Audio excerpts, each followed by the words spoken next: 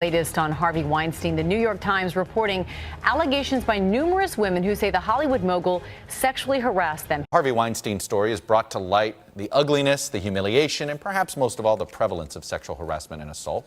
Many of us, men mostly, were not aware or chose not to be aware of how common this kind of behavior apparently is. So New movement, it is growing this morning. Remember, Alyssa Milano started it all.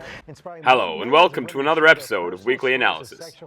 Grab a seat and park your toes north. Oh, and don't forget to hit like and subscribe.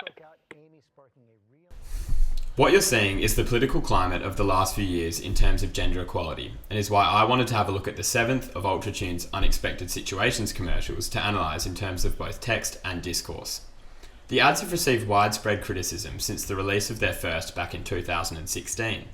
Playing on antiquated gender stereotypes, it would seem the motif of the director, Sean Buckley, was to humorously tickle the fancy of his target audience whilst using those opposed to his political incorrectness to bring attention to the company. Let's start by thinking about who actually is the target audience. In the ad, we see a well-groomed middle-aged man, Charlie Sheen, on a super yacht, seemingly preying on attractive younger women. Suffice to say, men are the target of this advertisement. Why? Well, typically men do show a keenness for mechanics and all things cars, and it's fair to say would make up the majority of the demographic who are customers at Ultratune. To back this up, Ultratune has themselves stated proudly that men are the target of their advertisements. There's no doubt that the ad seems to kind of arouse a James Bond-esque fantasy in those middle-aged men. Now I'm going to dive into a textual analysis first. That is where we look at the content and meaning of the ad before moving towards a discourse analysis where we think about how all of that fits together in context. And for me, that's where things get particularly interesting, is moving towards the year 2020, where we've seen the rise of feminist movements like the #MeToo campaign. I guess I just really struggled to fathom how a TV ad like this one, as you'll see, made it onto TV. But then again, when you look at those people in power, it's really not that hard to get your head around, is it? The advertisement begins with a shot of 4 women in a bright pink car, and a close-up of the number plate reveals that they are the Rubber Girls, familiar from the previous 6 Ultratune ads.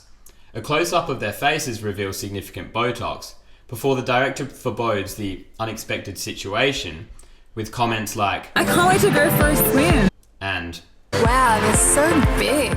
The driver of the car then happens to discover non-functional brakes. A panning shot sees the car fly past a stop sign and a very non-attentive attendant en route to the ocean. The women are in complete hysterics, and their portrayal isn't dissimilar to that of one in the Elizabethan era, where women were seen as crazy, hysterical, and non-intellectual. Indeed, they make no attempt to salvage the situation, simply flailing their arms in the air screaming as if they're on a roller coaster. The attendant's complete disinterest adds to this depiction, almost as if to suggest he sees women do this every day. Without wanting to present a feminist reading, I think it's fair to say that up until this point, women have been portrayed as dumb, hysterical bimbos. As it so happens, a contextualizing long shot introduces us to a very calm Charlie Sheen. And it's almost as if he's waiting for this unexpected situation. Feeling lucky.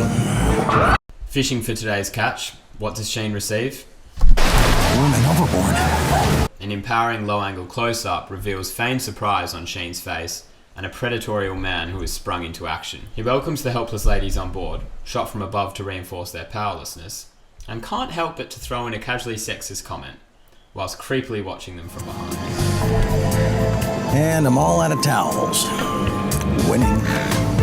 By the looks of things, Sheen is more interested in taking selfies with the #RubberGirls than actually helping them out.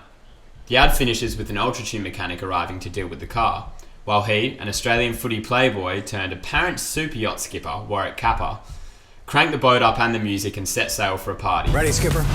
Ready, Charlie. Oh, and if one looks really closely, they might just notice that 3 women have magically appeared in bikinis. Gee, this ad certainly does do a good job of playing into a seedy middle-aged man's fantasy.